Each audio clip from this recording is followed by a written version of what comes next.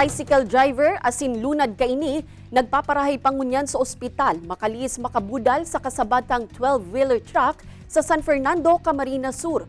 Driver kan tricycle na pag-aramang nasa impluwensya nin arak kan mangyari ang aksidente. Ang detalye sa report ni Chris Novello. Haros wasak ang ninuta na parte kan tricycle na ini makalis makabudal sa sarong 12-wheeler truck sa National Highway kan barangay Pamukid, San Fernando, Camarines Sur pasado alas 6 kasubanggi.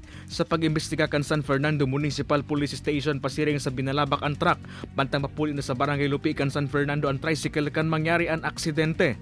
Nasa impluwensya man subot nin arak ang driver kan tricycle asin lunad kaini. At fault ay yung tricycle driver kasi aside sa nakainom na unregistered pa po yung sakyan at saka mga lasing talaga.